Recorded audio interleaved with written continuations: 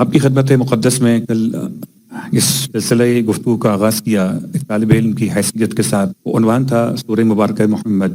پورے قرآن مجید میں اللہ کے حبیب کے نام کا یہ مخصوص سورہ، اس کا نمبر 47. کل آپ کی خدمت میں اس کے 2 نام بیان کیے گئے تھے اور ایک نام پر اشارہ کیا گیا تھا. اس کا ایک اور نام بھی ہے جو روایات میں امام جعفر صادق علیہ السلام نے ارشاد فرمایا. السلام علیکم دوستوں، آپ دیکھ رہے ہیں میرا یوٹیوب چینل رحمت اہل بیت. ویڈیو شروع کرنے سے پہلے پلیز ہمارے چینل کو سبسکرائب ضرور کر لیں اور بیل آئیکن کو ضرور دبائیں تاکہ ہماری ہر نیو ویڈیو لوڈ ہونے کی اطلاع آپ تک ضرور پہنچے. آئیے ویڈیو کی طرف چلتے ہیں. اور یہ نام ہے سورہ الذین کفروا. پہلی آیت کا پہلا سینٹنس، پہلا جملہ. ایک نام سورہ محمد، ایک نام سورہ قتال، ایک نام سورہ انفاق اور ایک نام سورہ الذین کفروا. 4 نام. اور 4 ناموں کے ساتھ ساتھ اس امام کے نام سے اس کے چوتھے نام کا عنوان بیان کیا گیا. ارشاد فرماتے ہیں کہ جو سورہ محمد کی تلاوت کرے گا اس کے دل میں، اس کے دین میں شک، شرک اور کفر نہیں ہوگا. آپ فرماتے ہیں فَإِذَا مَاتَ، اگر سورہ محمد کی تلاوت کرنے والا انتقال کر جائے، وَكَّلَ لَهُ أَلْفَ مَلَائِكَةٍ، خدا اس کے لیے 1000 ملائکہ کو نگران بنا دیتا ہے. یصلون فی قبرہ، جو اس کی قبر کے پاس آ کر اس کے لیے درود کی تلاوت کرتے ہیں. درود فرشتے پڑھتے ہیں، اس کا ثواب قاری سورہ محمد کے نام اعمال میں لکھا جاتا ہے. وہ اس کی قبر کے ساتھ رہتے ہیں جب تک کہ اسے قیامت کے موقف پر پہنچا نہ دیں. تب تک یہ 1000 فرشتے اس کے ساتھ ساتھ رہتے ہیں.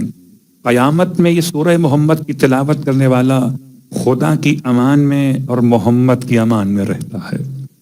اس روایت سے ایک بات سمجھ میں آ رہی ہے، فی امان اللہ کے بعد اگر کوئی فی امان محمد کہے تو غلط نہیں ہے. اور فی امان محمد جب ہو جب فی امان علی ابن ابی، اور فی امان علی ابن ابی طالب جب ہو جب فی امان قائم آل محمد ہو. سلسلہ سورہ مبارکہ محمد کی تلاوت کے حوالے سے ایک اور حدیث سرکار ختم یہ مرتبہ صلی اللہ علیہ وآلہ وسلم کی بارگاہ میں فرماتے ہیں من قرأ سورۃ محمد کان حقا علی اللہ ان یسقیہ من انہار الجنہ. آپ فرماتے ہیں کہ جو شخص بھی سورہ محمد کی تلاوت کرے گا خدا پر یہ حق ہو جائے گا، خدا پر یہ حق ہو جائے گا کہ اس کو سیراب کرے.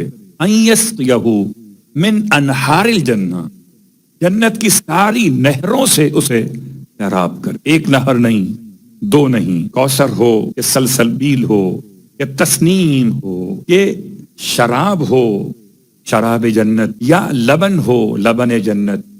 جو نہر جنت، خدا اس نہر سے سیراب کرے گا اسے سورہ محمد کی تلاوت. اس اعتبار سے آپ کی خدمت مقدس میں سورہ محمد کی فضیلتوں میں سے یہ باتیں کچھ کل پہنچا دی تھیں، کچھ آج پہنچا دی گئیں. 38 آیات میں آیت نمبر 1 کے بعد آیت نمبر 2 تک بات پہنچائی تھی، وہیں سے بات کو آگے بڑھا دی. آیت نمبر 2 والذین آمنوا وعملوا الصالحات، ایک ایمان اور ایک عمل، اور تیسرا وہ آمنوا بما نزل علی محمد، اور ایمان رکھتے ہوں، یقین رکھتے ہوں ہر اس بات پر جو نازل ہوئی ہے سرکار کی ذات مقدس. یہ 2 مرتبہ ایمان کیوں آیا ہے؟ والذین آمنوا ایک مرتبہ لفظ ایمان ہے، پھر وہ عاملوا الصالحات، اور عاملوا الصالحات کے بعد پھر استعمال کیا وہ آمنوا بما نزل علی محمد. تو یہ تیسرا مرحلہ ایمان کا کیا، اس میں علماء تفسیر نے اس طرح اس کو بیان کیا.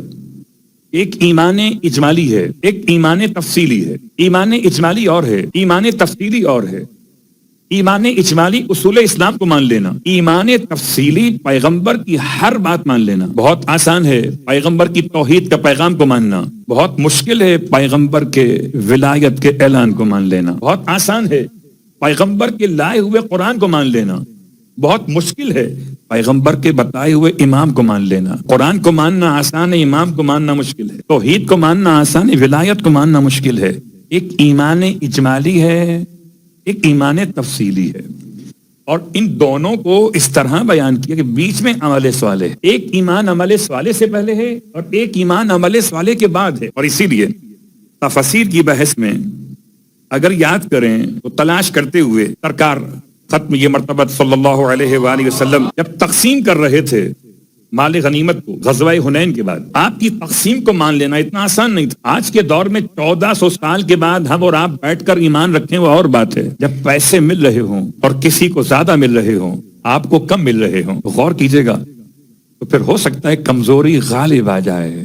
مگر کمزوری غالب کمزوروں پر آتی ہے, کمزوری غالب مومنوں پہ نہیں ہے. جو شروع سے مومن نہ رہے ہوں وہ بعد میں کیا متقی پرہیزگار بنیں گے. واقعہ مقامی جعرانہ کا, اور مقامی جعرانہ پر اللہ کے حبیب شوال کا مہینہ ہے, ماہ رمضان میں آپ کا سفر ہے جانب حنین, اور ماہ رمضان کے مکمل ہونے کے بعد ماہ شوال میں آپ کی واپسی ہے, اور غزوہ حنین آپ کی زندگی کا آخری غزوہ ہے. اور غزوہ حنین کے بعد جنگی غنائم آپ نے تقسیم فرمائے, اس کی کیفیت یہ کہ اب آپ کے لشکر میں دو طرح کے لوگ ہیں, ایک پرانے مسلمان ہیں, ایک نئے مسلمان ہیں. تو پرانے مسلمانوں کو آپ نے حصہ دیا نئے مسلمانوں کے لحاظ سے 50%, یعنی 100 درہم سمجھیے 200 کے مقابلے میں. نئے کو ملے 200 درہم اور پرانے کو ملے 100 درہم. اب فکر آپ بڑھاتے چلے جائیں تو پھر آپ کے امتحان ایمان کا اندازہ ہوتا چلا جائے گا. 100 پہ کچھ نہ بولیں گے تو 1000 پہ بول دیں گے, 1000 پہ نہ بولیں گے تو لاکھ. انہیں 2 لاکھ دیا, میں 1 لاکھ دیے. اس سوال کا جواب ہو آمنو بما نزل علی محمد, ایمان لے کر آؤ اے ایمان لانے والو جو نازل کیا گیا محمد صلی اللہ علیہ وآلہ وسلم. اور اسی آیت نمبر 2 کے اعتبار سے اس سورہ کا نام سورہ محمد. اگر آیت نمبر 2 نہ ہوتی تو اس کا نام سورہ محمد نہیں ہوتی. اب آئیے یہاں روکتے ہوئے قرآن مجید فرقان حمید میں پیغمبر کے لیے خداوند عالم نے 4 مقامات پر اسم گرامی محمد کو بیان کیا ہے, اور 1 مقام پر اسم گرامی احمد کو بیان کیا. پیغمبر کے نام کتنے ہیں؟ آپ کے ناموں کی تعداد اور القابات و کنیات کو ملا کر تو بعض روایات کے لحاظ سے 1001 نام ہے پیغمبر کے, 1001 نام پیغمبر. علامہ مجلسی علیہ الرحمہ نے کتاب شہر ابن عاشور فضائل مناقب کے لحاظ سے 400 نام لکھے. یہ 400 نام وہ ہیں پیغمبر کے جو قرآن مجید ملا ہے, 400 نام. تو کہا 1001 نام اور کہاں 400 نام. قرآن میں 400 نام اور ویسے 1001 نام, 99 نام پیغمبر کے. روایت اللہ کے حبیب نے اللہ کو مختلف ناموں سے پکارا. اللہ نے اپنے حبیب کو ان ناموں کے بدلے ان ناموں سے پکارا جنہیں وہ پکارنا چاہتا تھا. انہوں نے 1 نام لیا, اس نے 1 نام لیا. 2 نام انہوں نے لیے, 2 نام اس نے لیے. انہوں نے 10 نام لیے, اس نے 10 نام لیے. ایسا محسوس ہوا جیسے خدا محمد اور خودی محمد میں ناموں کا تسلسل بنتا چلا گیا. 99 نام پیغمبر نے خدا کے لیے, خدا نے 99 نام پیغمبر کے لیے لیے. پیغمبر نے خدا کے 1001 نام لیے, اللہ نے اپنے حبیب کے 1001 نام لے لیے. خدا نے اپنے حبیب کو جن ناموں سے نوازا ان میں سے 1 نام اسم گرامی ہے محمد. اور ان 4 مقامات میں سے 1 مقام یہ ہے سورہ محمد کے نام سے. باقی 3 مقامات قرآن مجید میں مختلف حوالوں سے بیان کیے گئے تو انشاءاللہ آہستہ آہستہ آپ کی خدمت میں آتے رہیں گے.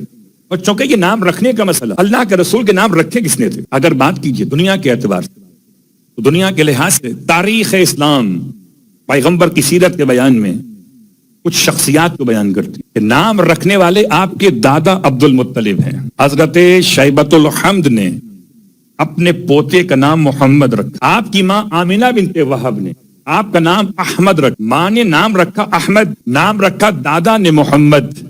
اگر ہوتے والد تو نام رکھتے محمد. اللہ کے رسول کی آمد, کل بات یہاں تک پہنچی تھی کس تاریخ میں ہے, دن کون سا ہے, سال کون سا ہے. آج مسئلہ آگے بڑھا, نام رکھنے کا مسئلہ. 7واں دن حضرت عبد المطلب نے اس شہزادے کا نام محمد رکھا. عبد المطلب کو معلوم کیسے؟ اب ایک سوال یہ پیدا ہوا کہ کیا عبد المطلب کے زمانے میں کسی اور کا نام بھی محمد تھا کہ کاپی کیا گیا ہو, اس نام کو کاپی کیا گیا ہو. جیسے سوال آیا کہ کیا کسی کا نام علی بھی تھا علی سے پہلے جو کاپی کیا گیا ہے. تو یاد رکھیے نقل اور ہے اصل اور ہے. دنیا میں جتنے نام محمد کے ہوں سب کے سب نقل ہیں, اصل تو ذات ختمی مرتبت محمد. اب شاعروں کا قول ہے کہ جی اس زمانے میں 16 افراد تھے جن کا نام محمد, 16 افراد ایسے گزرے پیغمبر کے آنے سے پہلے ان کے نام محمد رکھے. لیکن یہ قول شاعر ہے, اور ایسے اقوال کو تلاش کریں گے بہت ساری باتیں ملیں گی. جیسے حضرت عباس ابن عبد المطلب سے منسوب شدہ روایت کہتے ہیں، عباس سے نقل کرتے ہوئے عبداللہ ابن عباس میرے والد کہتے ہیں کہ میں اپنے والد کے پاس موجود تھا جب میرے والد نے، یعنی عباس کے والد نے، ابن عباس کہتے ہیں کہ عباس نے اپنے والد کے حوالے سے بیان کیا کہ انہوں نے خواب دیکھا کہ ان کے گردن کے پاس سے ایک پرندہ جانب آسمان بلند ہوا، اور سفید رنگ کا پرندہ ہے، بہت بلند پرواز کر رہا ہے. اور ابھی تاریخی روایت کو بیان کر رہا ہوں. یہ خواب ایک کاہنہ سے بیان کیا عبد المطلب نے. اس کاہنہ نے جواب دیا کہ خدا آپ کو بیٹا عطا کرے گا کہ جس کی ولایت اور اقتدار سارے مشرق و مغرب پر غالب آ جائے گا. اس روایت کو ایسے بنایا گیا کہ یہ سوچا بھی نہ گیا. جس عباس کی بات کر رہے ہیں وہ پیغمبر سے صرف 2 سال بڑے ہیں. عبداللہ کی ولادت کہاں عباس کی ولادت. حضرت عباس رسول خدا سے 2 سال بڑے اور یہ خواب بیان کر رہے اپنے والد کا، عبداللہ کی ولادت سے پہلے والا خواب. لہذا جیسے کہتے ہیں کہ پیر نہیں ہوتے، ایسے سمجھیے یہاں بھی روایت تو ہے مگر سر پیر. صلوات پڑھے محمد وآلہ. اللہ کے رسول کی آمد کے اعتبار سے آپ کے نام رکھے جانے کا حوالہ، جیسے کہ ابو لہب کی کنیز کا نام لیا گیا کہ صوبیہ نے آپ کو دودھ پلایا. لا حول ولا قوت الا باللہ العلی العظیم. کہاں پیغمبر کی ذات، کہاں صوبیہ کا رضاعت کرنا. اور کبھی روایات و تاریخ نے کچھ اور نام بھی لیے، حلیمہ سعدیہ کا نام بھی لیا گیا.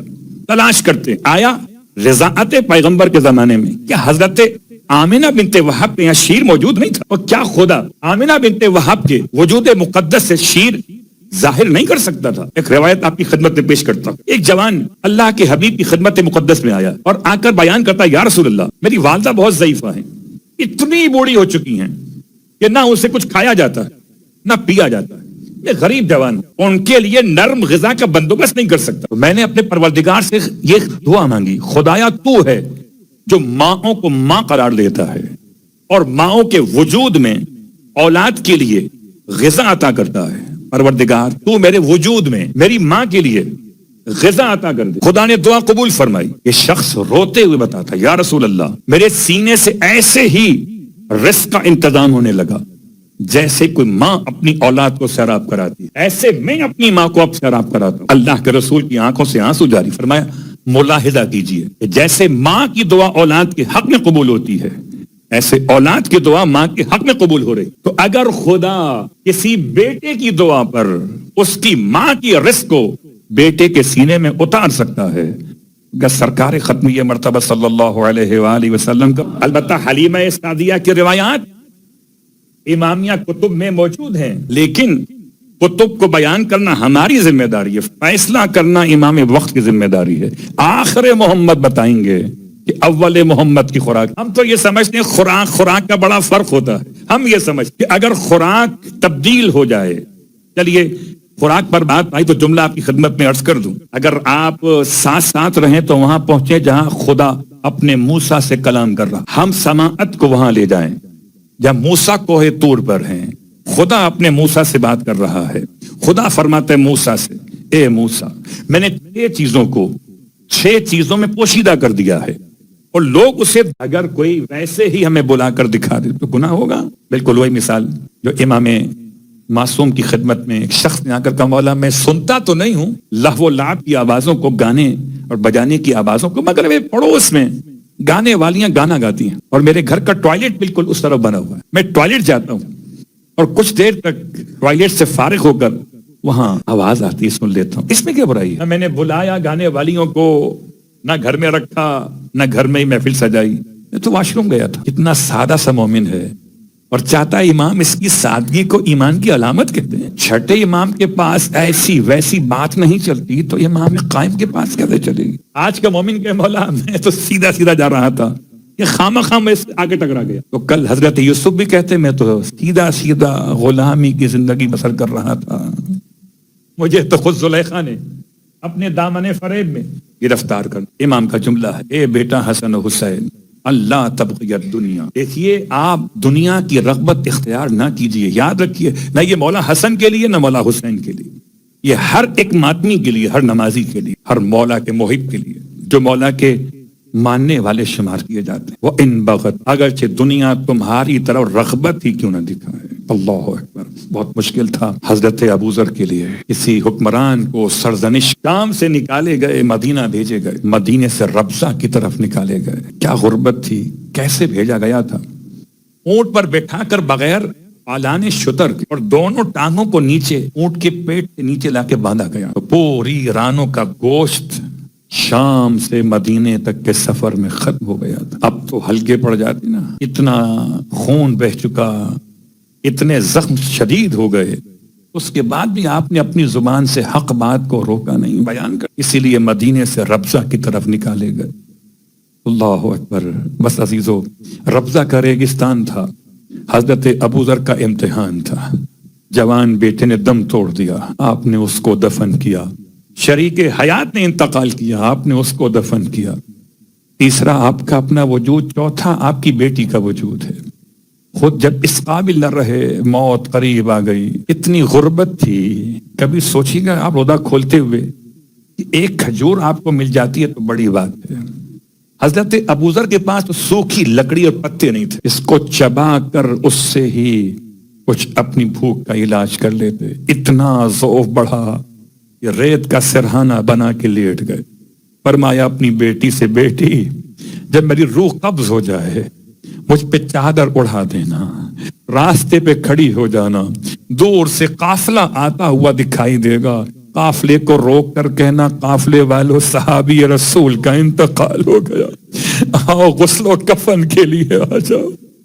خدا نہ کرے کسی پردیس میں کسی مومن کی بیٹی کے ساتھ کوئی ایسا امتحان ہو، رونے والوں بیٹا ذات ہو تو شاید حالات کو سنبھال لے، لیکن اگر بیٹی ذات ہو تو کیا کرے گی اپنے باپ کے لیے۔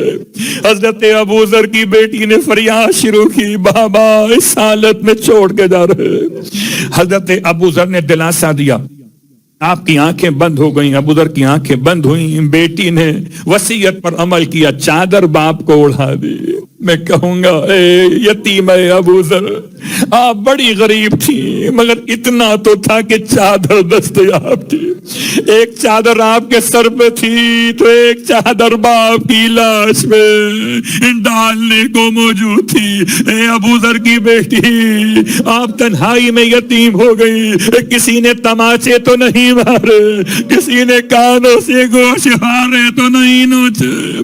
تھوڑی دیر میں قافلے کو آتے ہوئے دیکھا، یتیم ابوذر نے آگے بڑھ کر آواز دی، قافلے والو صحابی رسول ابوذر کا انتقال ہو گیا، آؤ آ کر غسل و کفن کے کاموں کو انجام دو۔ کہتے مالک اشتر موجود تھے قافلے میں، ارے غسل و کفن بھی ہوا، جنازہ دفن بھی ہوا، اور مالک نے اپنے ساتھ ابوذر کی یتیمہ کو لے لیا۔